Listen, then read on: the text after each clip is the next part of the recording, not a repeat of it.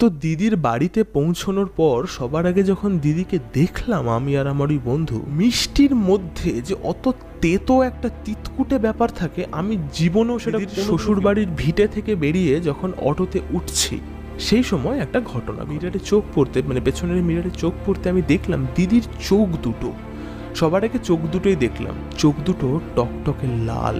কাকিমা হঠাৎ চমকে উঠে খাটের ওপর বসে পড়ে, মাথার দুপাশ দিয়ে এরকম এরকম ছড়িয়ে এখান থেকে একদম শেষ অবধি রগে লাল টাটকা ভেজা সিঁদুর, আর দিদির চোখ মুখ গাঢ় নীল বর্ণের হয়ে যাচ্ছে যেন। বাদল ওঝার বাড়িটা একেবারে না একটা বাঁশবাগানের মধ্যে, মানে বিরাট বাঁশবাগান, খালটা প্রায় 8 থেকে 10 ফুট নিচে। পোলের ওপর উঠেছে, দিদি হঠাৎ করে থেমে যায়, চারিদিকে বাঁশবাগান, বিকেল বেলা, সূর্য তখন আলগা আলগা করে ডুবতে শুরু করছে। দিদির বাবার হাতে দিদি কামড়ে দিয়েছে, কামড়ে রক্ত বার করে দিয়েছে, মানে রক্ত বার করে দেওয়া অবধি ব্যাপারটা এতটা জোর দিয়ে কামড়েছে। দিদির মায়ের গালে দিদি চড় মারছে, ঠাস ঠাস করে চড় মারছে। দিদি একেবারে পোলের ওপর থেকে ঝাঁপ মারলো ওই পাঁক ভর্তি খালের মধ্যে। খাল থেকে এরকম পাক তুলে বাবা মায়ের দিকে ওর বা আমার বন্ধুটার দিকে না এরকম থোকা থোকা এরকম পাক ছুটছে, আর হি করে হাসতে শুরু করেছে, সাথে সাথে পাক নিয়ে নিজের মুখে চুলে গায়ে হাত পায়ে মাখামাখি শুরু করে দিয়েছে। সেই হাসিটা ওই বাঁশ বাগানে দাঁড়িয়ে শোনা কত সাংঘাতিক একটা অভিজ্ঞতা বা একটা দৃশ্য ছিল, সেটা যারা না দেখেছে বা যারা একটু গ্রাম্য অঞ্চলে না থাকে তারা এত সহজে বুঝবে না। রীতিমতো পাক ছুঁড়ছে আর চেঁচামেচি করছে। তো নমস্কার বন্ধুরা, কেমন আছেন প্রত্যেকে?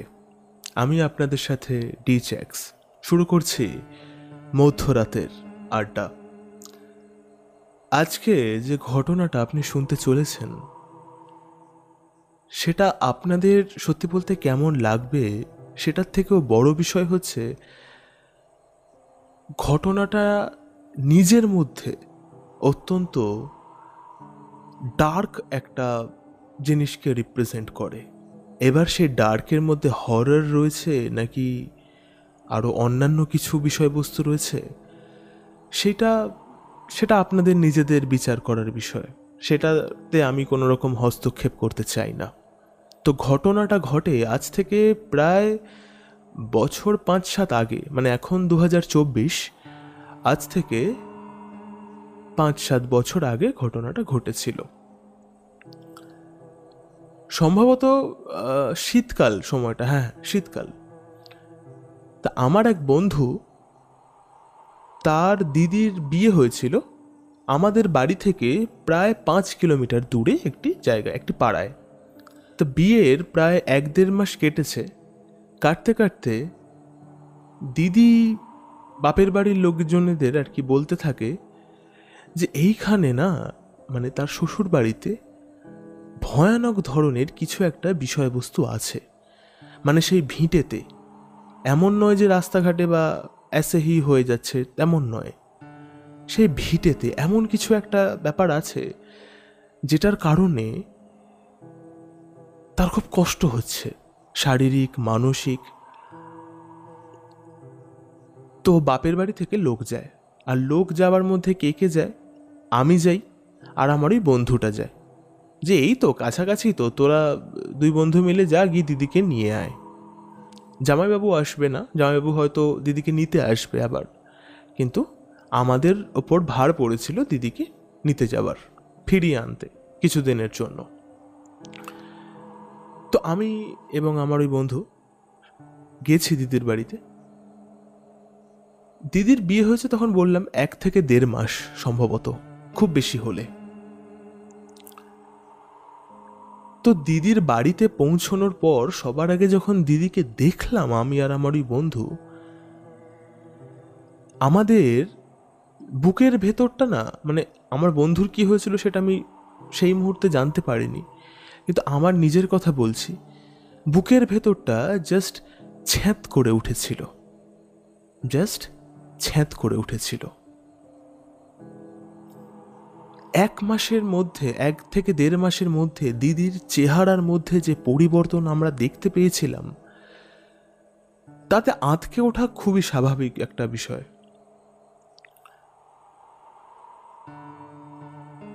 যখন বিয়ে হয় দিদি তখন বেশ হৃষ্টপুষ্ট, গায়ের রং যে একদম খুব বেশি ফর্সা এমনটা নয়, কিন্তু বেশ সুন্দর, একটা সোনা সোনা গায়ের রং, মানে একটা শ্যামবর্ণতার মধ্যে একটা চকচকে একটা সোনা সোনা ব্যাপার থাকে না, তো সেরকম একটা সুন্দর বেশ, মানে দেখে বড় ভালো লাগতো, বড্ড স্নিগ্ধ লাগতো, মানে দিদি দিদি ব্যাপারটা আর কি যাদের মধ্যে থাকে, তো সেরকম লাগতো। কিন্তু ওই যে 1-1.5 মাস পর যখন দিদিকে আনতে গেলাম, যে রূপ দিদির দেখেছিলাম তাতে আমরা আমরা আশা করিনি যে ওরকম কিছু দেখতে হবে আমাদেরকে। তো আমরা যখন বাড়ি থেকে বেরোচ্ছিলাম দিদির বাড়িতে যাবার জন্য, তখন দিদিকে ফোন করে দেওয়া হয়েছিল, মানে জানিয়ে দেওয়া হয়েছিল যে আমরা আসছি, সে যেন ব্যাগটা গুছিয়ে রাখে, রেডি থাকে মোটামুটি। তো আমরা যেতে দিদি বললো যে তার খাওয়া দাওয়া আর কি হয়ে গিয়েছে, আমাদের একটু মিষ্টি টিষ্টি দিল, তো তারপরে আমরা আর কি বেরোবো। মিষ্টিটা আমি আর আমার বন্ধু মুখে দিয়েছি, মিষ্টির মধ্যে যে অত তেতো একটা তিতকুটে ব্যাপার থাকে আমি জীবনেও সেটা কোনোদিনও ফিল করিনি। আমি মিষ্টি খেতে বড় একটা ভালোবাসি না, কিন্তু তবুও যে মিষ্টি খেতে ভালোবাসে না তার মুখে মিষ্টি খেলে যে তিতো লাগবে এমনটা তো নয়, তাই না? মিষ্টিটার মধ্যে মানে সাংঘাতিক তিতো একটা ভাব। তো দিদির বাড়িতে প্রথমবার এসছি মানে বিয়ের পরে, কিন্তু খেতে দিয়েছে, ছাড়তেও পারছি না গিলতেও পারছি না, এরম একটা বিষয়।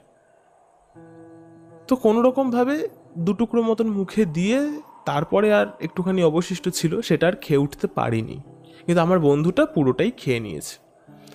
ভালো কথা। দিদিকে নিয়ে বাড়ি আমরা ফিরে আসি। ফিরে আসতে আসতে একটা ঘটনা ঘটে। আমরা এখান থেকে কি করেছিলাম, আমি আর আমার ওই বন্ধুটা একটা দাদার অটো আমরা ভাড়া করেছিলাম, যে অটো করে চলে আসবো নিয়ে। বেশি দূর তো নয়, অটো ভাড়া নিয়ে গেছি দুজন মিলে।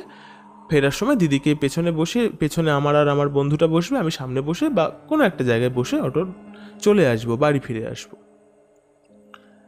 অটো করে যখন দিদিকে নিয়ে আসছি, মানে যখন ওই বাড়ি থেকে বেরোচ্ছি, মানে অটোতে উঠছি, যখন দিদির শ্বশুর বাড়ি থেকে বেরিয়ে, দিদির শ্বশুর বাড়ির ভিটে থেকে বেরিয়ে যখন অটোতে উঠছি, সেই সময় একটা ঘটনা ঘটে।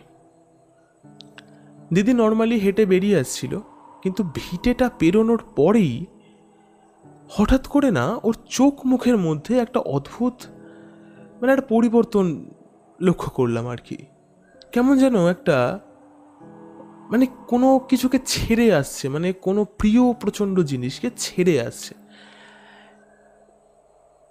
বুঝতে পারলাম না মানে ব্যাপারটা কি হলো। অটোতে আস্তে আস্তে আমার বন্ধুটা আর দিদি পেছনে বসেছে, আমি সামনে বসেছি অটোওয়ালা দাদার পাশে, পাশের যে সিটটা থাকে বাঁ দিকে সেদিকে আমি বসেছি। আর অটোর ওপর দিকে না এরকম একটা আয়না লাগানো ছোট দিকে, মানে পেছনে আর কি ব্যাক ভিউ করার জন্য। তো সেই আয়না দিয়ে চোখ পড়ছে বারবার, আর বন্ধু এবং বন্ধুর দিদিকে আমি দেখতে পাচ্ছি। হঠাৎ করে মানে বেশ খানিকটা এসছি, প্রায় 1-1.5 কিলোমিটার মতন ধরুন এসছি। আসার পরে হঠাৎ করে আমার ওই মিরারে চোখ পড়তে, মানে পেছনের মিরারে চোখ পড়তে আমি দেখলাম দিদির চোখ দুটো, সবার আগে চোখ দুটোই দেখলাম, বুকটা না ছ্যাঁত করে উঠেছিল। চোখ দুটো টকটকে লাল, অমন লাল চোখ। আমি অনেক ছেলেবেলা থেকে অনেক জলে ঝাপাঝাপি করেছি, জলে ঝাপাঝাপি করলে চোখ লাল হয়। ইভেন আমি এরকম অনেক নেশাখোর মানুষকেও দেখেছি, দাদু কাকু যারা রাস্তা দিয়ে টলতে টলতে যাচ্ছে তাদের চোখও নেশা করে লাল হয়, কিন্তু সেই রকম লাল নয়। এই যেন একদম তাজা লাল, মানে সিঁদুরে লাল চোখ। আমি সিঁদুরে লাল হতে ওরকম প্রথমবার দেখেছি। তো আমি ওরকম চোখটা দেখেছি, আর ওই চোখ দুটো সোজা ওই মিররের ভেতর দিয়ে, ওই আয়নার ভেতর দিয়ে তাকিয়ে আছে আমারই দিকে, মানে আয়নার দিকে তাকাতেই তার চোখ দুটো আমার চোখে পড়েছে, মানে একদম সোজাসুজি আমার দিকেই তাকিয়ে আছে। আর মুখটা অদ্ভুত রকম কেমন একটা কালশিটে ভাব ক্রিয়েট হয়ে গেছে যেন মুখের মধ্যে। আমার বন্ধুটাও পাশে বসে বুঝতে পারছি যে ও একটু অস্বস্তি বোধ করছে। ও বারবার না এরকম সরে সরে সরে সরে যাওয়ার চেষ্টা করছে, কিন্তু পেছনের ওইটুকুর জায়গার বাইরে আর কোথায় যাবে। তো কোনো রকম আমি আস্তে আস্তে অটোওয়ালা দাদাটাকে বললাম যে তুমি একটু তাড়াতাড়ি চলো, হ্যাঁ একটু তাড়াতাড়ি যাবার বিষয়বস্তু আছে কিছু। তো সে এগোতে শুরু করলো, মানে তাড়াতাড়ি তাড়াতাড়ি চলে এসছে। আসার পরের থেকে দিদির বাড়িতে যখন দিদি এলো, সেই দিন ঠিক রাতের বেলা থেকে জিনিসটা শুরু হয়। রাতের বেলা নর্মালি খাওয়া দাওয়া করে শুয়েছে ওরা। শুয়েছে কীরকম ব্যাপারটা, দিদি আর দিদির মা একসাথে একটা খাটে শুয়েছে, একটা ঘরের মধ্যেই দুদিকে দুটো খাট পাতা। একটা খাটের মধ্যে দিদি আর দিদির মা শুয়েছে, আর একটা খাটের মধ্যে শুয়েছে আমার বন্ধুটা আর বন্ধুটার বাবা, ছেলে যেহেতু, তো ওখানে শুয়েছে। আর এই ঘরের বাইরে ছোট্ট একটা ঘর আছে, সেই ঘরে একটা চৌকি পাতা থাকে। সেই চৌকিতে থাকতো হচ্ছে আমার বন্ধুর দাদু এবং ঠাকুমা। তখন দাদু ঠাকুমা দুজনেই বেঁচে ছিলেন। তো রাত্রেবেলা কাকিমা শুয়েছে দিদির সাথে যে খাটে, প্রায় মধ্যরাতে, সম্ভবত 2-2:30 এরকম হবে। কাকিমা হঠাৎ চমকে উঠে খাটের ওপর বসে পড়ে। একটু ডাকাডাকি করার চেষ্টা করে, কিন্তু গলা তখন তার ধরে গেছে, সে মানে ভালোভাবে ডাকতে পারছে না। কি গো, কি গো, এরম ভাবে ডাকছে, এরম তার কণ্ঠস্বর। তো ওইরকম ব্যাপার স্যাপার হওয়ার পর আমার বন্ধু এবং বন্ধুর বাবা আর কি ধর্মড়িয়ে ওঠে। এক সময় লাইট জ্বালানো হয় ঘরের, চোখ পড়ে দিদির দিকে। দিদিকে দেখেই কাকিমা ভয় পেয়ে গিয়েছিলেন। দিদির চুলগুলো, দিদির মাথার যে চুলগুলো, সেইগুলো এরকম জটলা পাকিয়ে, এরকম যেন ঠিক জটলা পাকানো পাকানো, এরকম যেরকম ঠিক চুলে বেনুনি করলে যেরকম হয়, চুলে বিনুনি করলে যেরকম হয় সেরকমভাবে ঠিক জটলা পাকানো হয়ে মাথার দুপাশ দিয়ে এরকম এরকম ছড়িয়ে আছে। মাথার কিন্তু মধ্যখানে একদম শীতে, দিদির মাথায় এইখান থেকে একদম শেষ অবধি ওই শীতে, একদম শীতে বরাবর রগরগে লাল টাটকা ভেজা সিঁদুর। ভেজা সিঁদুর যেন সেই তেল সিঁদুর মাখালে, সিঁদুরের সাথে তেল মাখালে যেরকম ভিজে যায়, সেরকম ভেজা সিঁদুর। আর দিদির চোখ মুখ গাঢ় নীল বর্ণের হয়ে যাচ্ছে, যেন নীলের সাথে একটা কালচে কালচে ভাব। আর দিদির চোখ দুটো রীতিমতো যেন জ্বলছে। তার সারা শরীর ঠান্ডা, তার সারা শরীর রীতিমতো নাকি বরফের মতো ঠান্ডা। আর সে কিরকম গঁক গঁক করে শব্দ করছে গলা দিয়ে,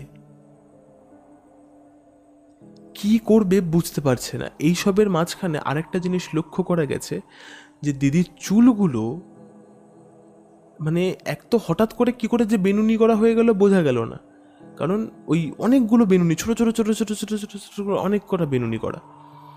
ওই বেনুনি করে দিদি শোয়নি, দিদি এমনি নাকি খোপা করে শুয়েছিল, কিন্তু ওরকমভাবে বেনুনি করা অবস্থায় তাকে আবিষ্কার করছে।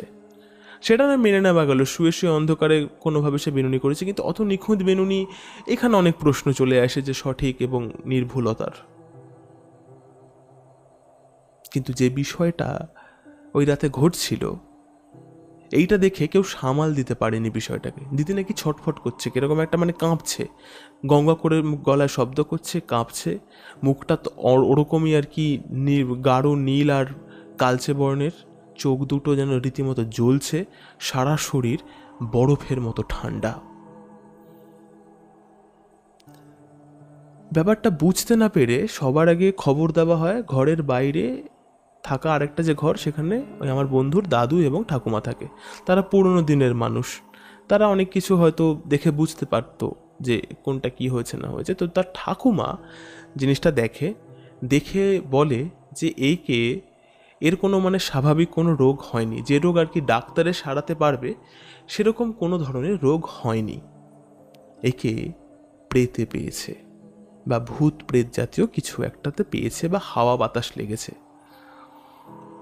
তো একে কি করতে হবে, দিদিকে ঝাড়াতে নিয়ে যেতে হবে। ঝাড়াতে নিয়ে কোথায় যেতে হবে? একজন তান্ত্রিকের বাড়ি ছিল, তার নাম হচ্ছে বাদল ওঝা। বাদল ওঝার কাছে ঝাড়াতে নিয়ে যাবে দিদিকে, এরম একটা বিষয়।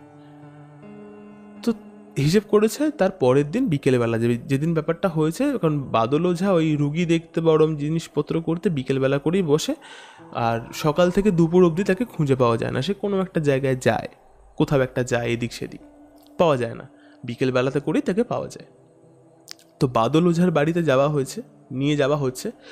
আর যেহেতু আমরা একটু তখন, আমাদের একটু উঠতি বয়স, এইসব জিনিসের প্রতি না একটা অন্যরকম ঝোঁক থাকে, যে ব্যাপারটা একটু খতিয়ে দেখা হোক যে কি বিষয়, কি হতে চলেছে, দিদিকে কি ধরেছে, আর বাদল ওঝাই বা কী করবে দিদির ওপর, যাতে দিদি সুস্থ হয়ে যাওয়ার সম্ভাবনা মানুষ তার মধ্যে দেখতে পাচ্ছে। তো আমরাও যাই। বাদল ওঝার বাড়িটা কীরকম? বাদল ওঝার বাড়িটা একেবারে না একটা বাঁশবাগানের মধ্যে, মানে বিরাট বাঁশবাগান। সেই বাঁশবাগানের একেবারে শেষ প্রান্তে, যেখান থেকে কদম বাগান শুরু হচ্ছে, অনেক প্রচুর কদম গাছ। এই বাঁশবাগান আর কদম বাগানটা ঠিক মাঝামাঝি। আর এই যে বাঁশবাগানে পৌঁছতে গেলে একটা খাল আছে মাঝখান দিয়ে। সেই খালের ওপর দিয়ে একটা বাঁশের আর কি ওই সাঁকো মতন পোল টাইপের করা, বাঁশের পোল করা, ওটার ওপর দিয়ে যেতে হবে। খালটা কিন্তু অনেকটা নিচে, খালটা প্রায় 8 থেকে 10 ফুট নিচে, তার ওপর দিয়ে একটা পোল করা, অনেকটা লম্বা পোল। তো আমরা যারা যারা আর কি দিদিকে নিয়ে যাওয়া হচ্ছে, তারা সব সাথে সাথে যাচ্ছে। আর আমার বন্ধুটা আগে আগে যাচ্ছে, আমি আর আমার কিছু পাড়ার আরও কিছু বন্ধু বান্ধবেরা, তারা এই খবরটা তো চালাচালি হয়ে গেছে এর মধ্যে, যে এরম একটা বিষয়বস্তু ঘটছে পাড়ার মধ্যে। তো আমরা ওরকম কয়েকজন বন্ধু মিলে, 2-3 জন বন্ধু মিলে পেছন পেছন যাচ্ছি। তো দিদির মা একদিকে, দিদি মাঝখানে, দিদির মা একদিকে, দিদির বাবা একদিকে, আর পেছনে আমার বন্ধুরা, দিদির একদম পেছনে। তার থেকে মোটামুটি আরেকটু পেছনে হচ্ছে দিদির দাদু এবং ঠাকুমা, আর তার থেকে বেশ খানিকটা পেছনে আমি আর আমার 2 বন্ধু। ভালো কথা যাচ্ছি। ঠিক বাঁশের পোলটা যখন 2-1 পা এগিয়েছি, মানে ওরা এগিয়েছে, আমরা তখন বাঁশের পোলে উঠিনি, ওরা উঠে গেছে। পোলের ওপর উঠেছে, দিদি হঠাৎ করে থেমে যায়, দাঁড়িয়ে পড়ে। তার বাবা মা, দুপাশে থাকা বাবা মা তাকে জোর করে আর কি নিয়ে যেতে চাইছে, যে চল চল, দাঁড়িয়ে পড়লি কেন, চল না, ঠিক হয়ে যাবে, সব ঠিক হয়ে যাবে। দিদি ওইখানে দাঁড়িয়ে গোঙাতে শুরু করেছে, আর রীতিমতো ছোটকে ওই বাঁশের পোল থেকে ফিরে আর কি দৌড়ে চলে আসার চেষ্টা করছে। একবার সিচুয়েশনটা একবার জাস্ট ভাবুন, খালের এই পারে আমরা রয়েছি, খালের এই পারে কিচ্ছু নেই, চারিদিকে বাঁশ বাগান, বিকেল বেলা, সূর্য তখন আলগা আলগা করে ডুবতে শুরু করছে, একটা নিঝিম একটা ভাব। আর পোলের ওই পারে, খালের ওই পারটাতে একটা মাটির বাড়ি দাঁড়িয়ে আছে, খড়ের চাল দেওয়া, সেটা হচ্ছে বাদল ওঝার বাড়ি। দিদি রীতিমতো চেঁচামেচি শুরু করে যে আমাকে ছেড়ে দে, বাবা মাকে তুই তুকারি করতে আরম্ভ করে দিচ্ছে, আমাকে ছেড়ে দে। দিদির বাবা দিদির হাতটাকে শক্ত করে চেপে ধরতে গেছে, দিদির বাবার হাতে দিদি কামড়ে দিয়েছে, কামড়ে রক্ত বার করে দিয়েছে, মানে রক্ত বার করে দেওয়া অবধি ব্যাপারটা, এতটা জোর দিয়ে কামড়েছে, মানে এত শত্রু মনে করছে তাকে, যে আমার শত্রু আমাকে ধরেছে, এর কাছ থেকে কোনোরকমভাবে আমাকে আর কি ছাড়িয়ে নিতে হবে নিজেকে। দিদির মায়ের গালে দিদি চড় মারছে, ঠাস ঠাস করে চড় মারছে। আমার বন্ধুরা সেই সব দেখে আর এগোতে চেষ্টা করেনি, কিন্তু দিদির বাবা মা তো আর ওরম এসেই ছেড়ে দেবে না, কারণ নিচেই খাল। কিন্তু যেটা ভেবেছিল সেটা থেকেও বদতর কিছু হলো, সেটার থেকেও খারাপ কিছু হলো। এরকম ঝটকা দিয়ে কোনোরকমভাবে ওদের হাত ছাড়িয়ে দিয়ে দিদি একেবারে পোলের ওপর থেকে ঝাঁপ মারল ওই পাঁক ভর্তি খালের মধ্যে। কোমর ডুবে গেছে, কোমরের মোটামুটি এতটা ডুবে গেছে, আর ডুবে যেতে সে নড়তে পারছে না, আর সে ওইখানে দাঁড়িয়ে গজগজ করে যাচ্ছে। আর অদ্ভুত একটা বিষয়, খাল থেকে এরকম পাক তুলে ওই ওর বাবা মায়ের দিকে, ওর বা আমার বন্ধুটার দিকে না এরকম থোকা থোকা এরকম পাক ছুটছে, আর হি করে হাসতে শুরু করেছে। সাথে সাথে পাক নিয়ে নিজের মুখে, চুলে, গায়ে হাত পায়ে মাখামাখি শুরু করে দিয়েছে। সেই হাসিটা ওই বিকেলের টাইমে, সূর্য ডোবার টাইমে, ওই বাঁশ বাগানে দাঁড়িয়ে শোনা, আর ওই পুরো বিষয়টাকে আর কি চাক্ষুষ নিজের চোখের সামনে ঘটতে দেখা, এটা যে কত সাংঘাতিক একটা অভিজ্ঞতা বা একটা দৃশ্য ছিল, সেটা যারা না দেখেছে বা যারা একটু গ্রাম্য অঞ্চলে না থাকে, তারা এত সহজে বুঝবে না। দিদি রীতিমতো পাক ছুঁড়ছে আর চেঁচামেচি করছে, হাসছে, গালিগালাজি দিচ্ছে। যেই দিদির মুখে আমরা কোনোদিনও গালি শুনিনি ছোটবেলা থেকে, সে দিদি গালাগালি করছে, চেঁচি হেসে হেসে বলছে, তোরা আমাকে কি ধরবি, তোরা আমাকে ওঝার কাছে নিয়ে আসতে চাস, ব্লা ব্লা ব্লা, বিপ বিপ বিপ বিপ, ও আমার কি করবে, ও আমার কি ছিড়বে, এরম টাইপের কথাবার্তা আর কি বলছে, আর পাক ছুটছে আর হাসছে। এইসব শুনতে শুনতে না হট করে কখন বাদল ওঝাই ঘর থেকে বেরিয়ে এসছে। আমরা তো এদিক থেকে দাঁড়িয়ে সব কিছুই দেখতে পাচ্ছি। আমার বন্ধুটা আমাদের কাছে চলে এসছে। আমার বন্ধুটার যে বাবা মা, মানে কাকু কাকিমা, ওরাও পোল থেকে আর কি সরে আসতে চাইছে, মানে কিন্তু সরে আসতেও পারছে না। মানে মেয়েটা যদি আবার হুটহাট করে কিছু করে বসে, এবার বাবা চাইছে, মানে কাকু চাইছে যে কোনো রকমভাবে আমাদের সাথে করে নিয়ে খালে নেমে ওকে তুলে আনার, দিদিকে তুলে আনার।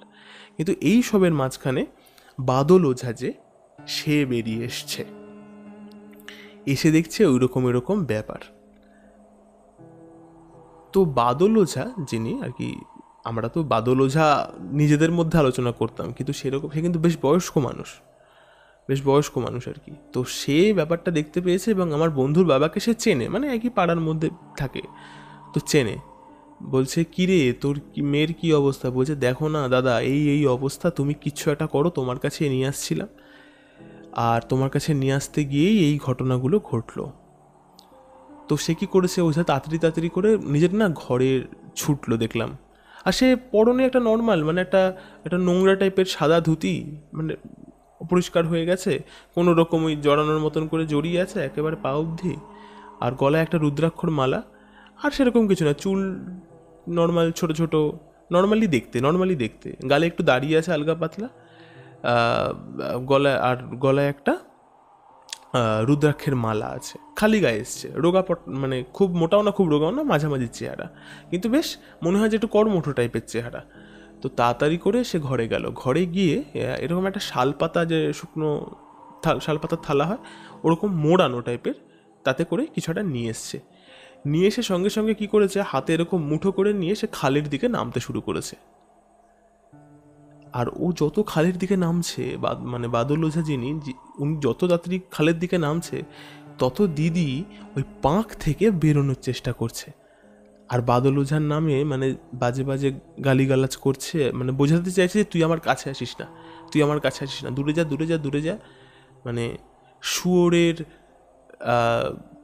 এটসেট্রা এটা সেটা আরও নানান রকম বাজে বাজে কথা বলছে, সরে যেতে চাইছে। কিন্তু বাদল ওঝা হুড়মুড় করে তাড়াতাড়ি করে ছুটে যায়। আর বাদল ওঝা কী করেছে, বাদল ওঝা তো আর হুড়মুড় করে, মানে হঠাৎ করেই তো খালের মধ্যে ঝাঁপিয়ে পড়েনি, সে যে পাকের মধ্যে আটকে যাবে, সে ঠিকঠাক একটু জায়গা দেখে একটু শুকনো ধার ধরে এরকমভাবে গিয়ে ওই শাল পাতার ভেতর থেকে যেটা থাকে সেটা নিয়ে দিদির দিকে ছুঁড়ে মারতে দিদি সাংঘাতিক জোরে চেঁচিয়ে ওঠে।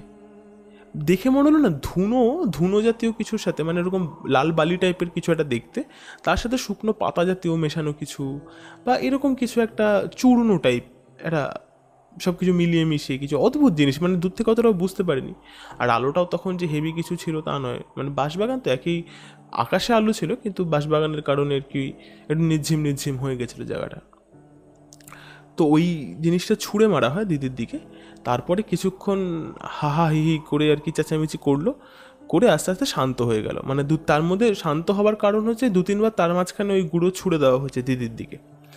তো এই সবের মাঝখানে তারপরে আর কি দিদির বাবা আর কি নামলো, নেমে দিদির বাবা আর ওই বাদল ওঝা যিনি, তিনি ধরে তুলে তাকে বাদল ওঝার ঘরের দিকে নিয়ে গিয়েও তার বাড়িতেই কুয়ো আছে, কুয়োর মধ্যে স্নান করিয়েছে কুয়োর পাড়ে। তা আমরা গেছি, পোল টুপকে ওইদিকে গেছি, স্নান টান করিয়ে ওর 4 হাত পা বেঁধে ওকে বসিয়েছে। তারপরে একসময় দিদির জ্ঞান ফিরেছে, কিন্তু দিদি জ্ঞান ফিরে দেখছে বাদল ওঝা ওকে পুরো কবজা করে নিয়েছে।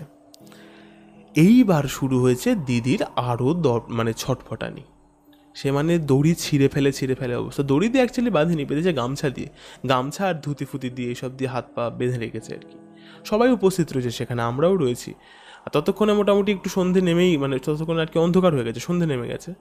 ঘরের লম্ফ জ্বলছে আর কি, লণ্ঠন যেটাকে বলে, ওই কেরোসিনের লণ্ঠন, কুপি বা যাই হোক, তো ওরম একটা জিনিস জ্বলছে, আর দূরে একটা হ্যারিকেন জ্বলছে, এটা পুরোনো হ্যারিকেন, মানে কাঁচ একেবারে ঘোলা এরকম একটা ব্যাপার, জাস্ট একটা আলোর আভাসের মতন করে জ্বলছে। আর ওই দুটো আলো যেন ওই অন্ধকার ওরকম পরিবেশ, ওরকম জঙ্গলাকীর্ণ পরিবেশের মাঝখানে আরও ভয়ানক লাগছে, মানে আলোগুলোর জন্য যেন মানে একটা রহস্যময় পরিবেশ আর কি, এরকম একটা বিষয়।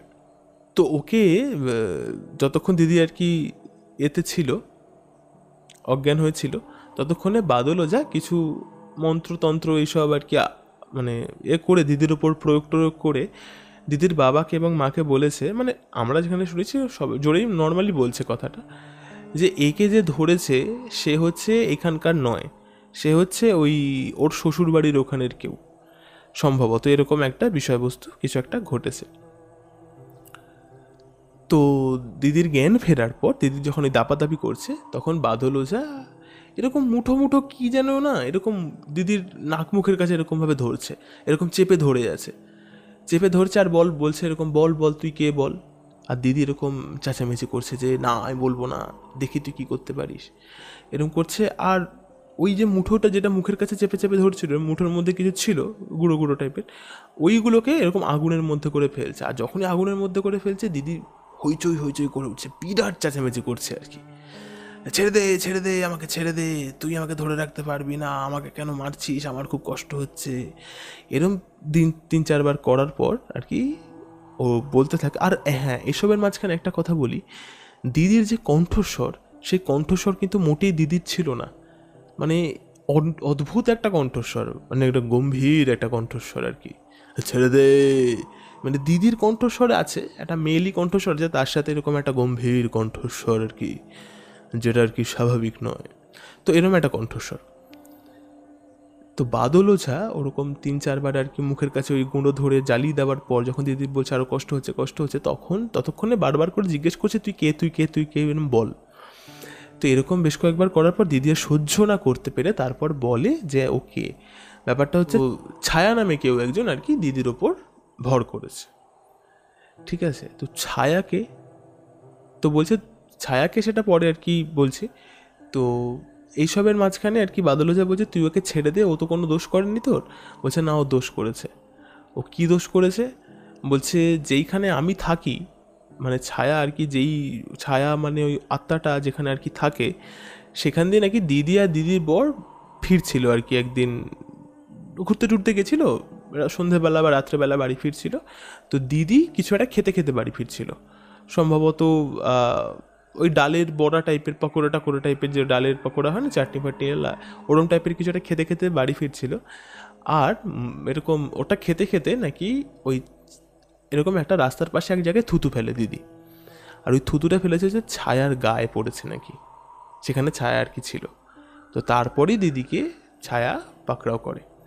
তো বাদল ওঝা বলে যে ঠিক আছে, তোকে আর ও ওরকমভাবে ডিস্টার্ব করবে না, কখনো কিছু করবে না, তুই ওকে ছেড়ে দে, আর তুই এই জায়গা ছেড়ে চলে যা, তুই থাকলেই বরং তোর গায়ে থুতু পড়ার বা অন্যান্য কিছু পড়ার বা তোকে অতিষ্ঠ করার বিষয়গুলো আসবে, তুই সব থেকে একটা কাজ কর, তুই এখান থেকে চলে যা, ঝামেলা মিটে গেল। তো সে তো যাবে না, কিছুতে যাবে না। তো তার মুখে ওই বারবার করে ওটা ধরছে আর ওরকম পোড়াচ্ছে, আর আরও দাপাদাপি শুরু করেছে আর কি, হেভি চেঁচামেচি করছে। তো করতে করতে এক সময় সে রাজি হয় যে হ্যাঁ আমি এখান থেকে চলে যাচ্ছি। তো বাদল ভাই জিজ্ঞেস করে তুই এখান থেকে যে চলে যাবি সেটার কি প্রমাণ রেখে যাবি? বলছে তুই বল কি চাস। বলছে 1 ঘড়া জল আমি দাঁতে করে এখান থেকে নিয়ে যাব, নিয়ে গিয়ে ওই খালের ওই পারে কলসিটা রেখে দেব, রেখে দিয়ে যাবার সময় একটা বড় মোটা বাঁশ ভেঙে দিয়ে যাব। ওই পরিবেশে দাঁড়িয়ে দিদির মুখে এই কথাগুলো যখন আমরা শুনছি অন্যরকম একটা কণ্ঠস্বরে, মানে এটা বলে বোঝানোর বিষয় নয় যে আমাদের, মানে আমার বলতে এখনও রীতিমতো গা হাত পায়ে কাঁটা দিচ্ছে। আমরা চাক্ষুষ ব্যাপারটা দেখছি যে হ্যাঁ ভাই এরমভাবে ভূত ছাড়া বা এরকমও জিনিসপত্র ঘটে। তো বাদল ওঝা তাড়াতাড়ি করে কি করলো, এরকম পিতলের একটা এরকম বড় আর কি কলসি এরকম নিয়ে এসে রাখলো। তো দিদি ওরম উঠে দাঁড়ালো, দিদির এইরকম রোগা চেহারা সেই মুহূর্তে আর কি, মানে একদম আর কি কাঠির মতো চেহারা হয়ে গেছে, মানে সুন্দর হৃষ্টপুষ্ট ভালো দেখতে লাগছিল, মানে পরিপূর্ণ লাগছিল। হঠাৎ করে এরকম রোগা হয়ে একদম চোখ মুখ ঢুকে গেছে, হাত পা এরকম সরু সরু হয়ে গেছে, ওই রকম লিকলিকে চেহারা নিয়ে দিদি দাঁতে করে ওই কলসিটাকে এরকম তুলেছে, এরকম দাঁতে এরকমভাবে কলসিটাকে চেপে এরকম তুলেছে। সেই কলসি নিয়ে দিদি হেঁটে যাচ্ছে ওই পুলের ওপর দিয়ে, ওই কাঠের ওই বাঁশের পুলটার ওপর দিয়ে, পোলের ওপর দিয়ে হেঁটে হেঁটে গিয়ে কলসিটাকে রাখলো। তারপরে খানিকক্ষণ বাদে আর কি দেখলাম, মানে আমরা তো ঘরের দিক থেকে দেখছি, কলসিটা রাখার ঠিক পর মুহূর্তেই দিদি না অজ্ঞান হয়ে মাটির ওপর পড়ে গেল কিরম একটা এরকম করে। আর ঠিক তার 5 থেকে 10 সেকেন্ডের মধ্যে আমরা একটা শব্দ পেলাম খানিকটা দূরে, একটা বাঁশ মড়মড় করে ভেঙে পড়ছে আর কি, বাঁশ ঝাড়ের মধ্যে দিয়ে যেরকমভাবে বাঁশ পড়লে যেরকম শব্দ হয়, জানি না সবাই শুনেছে কিনা, তবে মফস্বল বা গ্রামের দিকে যারা থাকে তারা বেশ ব্যাপারটা ভালো জানে। একটা ঝুরমুর ঝুরমুর ঝুরমুর শব্দ হতে হতে এরকমভাবে বাঁশটা পড়ে। অনেক এরকম কঞ্চি, শুকনো পাতা বা বাঁশ পাতা তো খসখসে হয়, তো সেগুলোকে ভেদ করে যখন ওটা পড়ে তখন অনেক শব্দ হয়। তো এরকম ব্যাপার হলো। তো দিদির ওখান থেকে চলে এসছে, হ্যাঁ, এবং পরে জানা গিয়েছিল যে ছায়া নামে যার কথা বলা হচ্ছে সে সত্যি এরকম ছিল, যার মোটামুটি মৃত্যু হয়েছিল আর কি, একটু অপবিত্র টাইপের মৃত্যু হয়, কোনো অ্যাক্সিডেন্ট রিলেটেড একটা মৃত্যু হয়। তো সেটা হয়েছিল হচ্ছে 9 থেকে 10 মাস আগে, মানে এখনও 1 বছরও কমপ্লিট হয়নি। তো সেইখানেই দিদি ভুল করে থুতুটা ফেলে দিয়েছিল। আরেকটা কথা, আমরা কয়েকজন বন্ধু মিলে একদিন খেলতে খেলতে কী উৎসুকতা উঠেছে, আমরা সেই বাঁশ বাগানে গেছি যে চল দেখে আসা হোক সেদিনকে কীরকম একটা বাঁশ ভেঙেছিল, যে বাঁশটা ভেঙেছিল সেই বাঁশটাকে দেখে আসি বলে, বিশ্বাস করবেন কি না আমি জানি না, একটা এইরকম মোটা একটা বাঁশ, বিরাট। আর ওখানে বাঁশবাগান মানে সাংঘাতিক বাঁশবাগান, ওখানে মানে প্রাচীন বাঁশ রয়েছে আর কি ওইখানে, এত মোটা মোটা বাঁশ। এইরকম একটা মোটা বাঁশ ঠিক তার মধ্যখান থেকে এরকম দুমড়ে একেবারে আলাদা হয়ে যায়নি, বাট দুমড়ে আর কি ভেঙে মাটির মধ্যে এরকম শেপ হয়ে পড়ে রয়েছে। এরকম ছিল, এরকম ভেঙে এরকমভাবে পড়ে রয়েছে। আমরা দেখে জাস্ট চমকে গেছি। এরপরেও প্রায় 2-3 মাস মতন দিদি এই বাড়িতেই ছিল। জামাইবাবু যে ছিলেন তিনি এইখানেই আসতেন, প্রত্যেক দিন একবার করে সন্ধেবেলা কাজ থেকে ফেরার পরে সন্ধেবেলা একবার করে আসতেন, এসে দেখে টেকে যেতেন, মাঝে মাঝে এখানেই থেকে যেতেন। এই ঘটনাগুলো পরে আমরা দিদিকে বলি যে এরকম বিষয়বস্তু জানিস তো তুই করেছিলিস। তখন শুনে সে বিশ্বাসই করতে পারছে না, বলছে ধুস, এইসব আমি করেছি নাকি, আমার দাঁতে অত জোর আছে একটা কলসি টেনে নিয়ে যাবার মতন। বলছে এক ঘটি জলই হয়তো আমি এরকম দাঁতে করে তুলতে পারবো না, ভারী হয়ে যায়। তো একটা জিনিস ভাবুন, ব্যাপারটা কতটা সাংঘাতিক, যে দিদি যে এইসব নিজে করেছে, হয়তো 3-4 দিন বা 1 সপ্তাহ আগে করেছে, সেগুলো জানেই না তার সাথে কি ঘটেছে। ব্যাপারটা কি এতটা সহজ, কতটা সাংঘাতিক একটা বিষয়, তাই না? তো প্রত্যেককে বলার আর কি, আপনারা সাবধানে এদিক সেদিক থুতু ফেলবেন, আপনি যেখানে সেখানে থুতু ফেলবেন না, বা যেখানে যেটা করা উচিত নয় সেখানে সেটা করবেন না, একটু সাবধানে চলবেন। হয়তো আমরা আধুনিকতার বশবর্তী হয়ে অনেক কিছুকেই ফু দিয়ে বা জাস্ট তুড়ি দিয়ে উড়িয়ে দিই, কিন্তু কিছু জিনিস, কিছু প্রাচীন পুরনো ধারণা বা কিছু জিনিস হয়তো কোথাও না কোথাও লুপ্ত হতে ওঁত পেতে বসে থাকে। সেই বিষয়ে আপনাদের সাবধান হওয়া উচিত, নট অনলি আপনাদের প্রত্যেকের সাবধান হওয়া উচিত, যে যেখানের জন্য যেটা নয় সেখানের জন্য সেটা নয়। যস্মিন দেশে যদাচার। তো এটাই বলার ছিল। আজকের গল্পটা কেমন লাগলো আপনারা নিশ্চয়ই কমেন্ট করে আমাকে জানাবেন। আর আজকের মতো চলি, তবে দেখা হচ্ছে পরের কোনো একটা ভিডিওতে, পরের নতুন কোনো একটা গল্প নিয়ে, একটা সত্যি কোনো একটা ঘটনা নিয়ে।